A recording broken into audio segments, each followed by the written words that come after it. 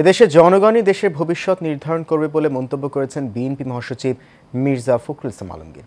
সকালে রাজধানীর একটি বেসরকারি বিশ্ববিদ্যালয়ে এমন মন্তব্য করে বিএনপি মহাসচিব বলেন, মার্কিন যুক্তরাষ্ট্রের ট্যারিফের বিষয়ে যদি দ্রুত সিদ্ধান্ত না হয় তাহলে বাংলাদেশ বিপদে পড়বে। আর জানাচ্ছেন শরীফুল ইসলাম।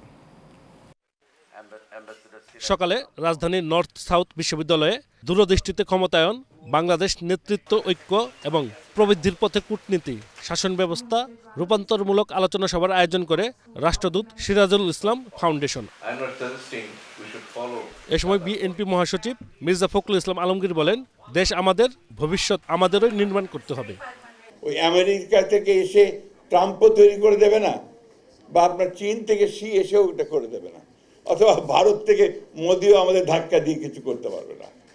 এই যে বিষয়গুলো, এটা আমাদের মধ্যে, আমাদের মনের মধ্যে, আমাদের অন্তরের মধ্যে গেঁথে নিতে হবে। গণতন্ত্রের বিকল্প নেই জানিয়ে মির্জা ফখরুল বলেন, এটা চাপিয়ে দেওয়া যাবে না, চর্চা করতে হবে। গণতন্ত্রের কোনো বিকল্প নেই এবং গণতন্ত্রকে চাপিয়ে দেওয়া যায় না। ইট ক্যানট বি ইম্পোজড।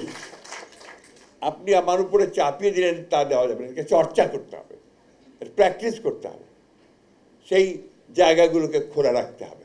মার্কিন যুক্তরাষ্ট্রের ট্যারিফের বিষয় যদি দ্রুত সিদ্ধান্ত না হয় তাহলে বাংলাদেশ বিপাকে পড়বে বলে মন্তব্য করেন বিএনপি মহাসচিব। একইভাবে আসুন আমরা সবাই এক হয়ে যাই। আমরা সমস্যা আছে, সমস্যার সমাধান হবে। ইতিমধ্যে অনেক দূরে গিয়েছে। Shariful Islam, Asian television, Dhaka.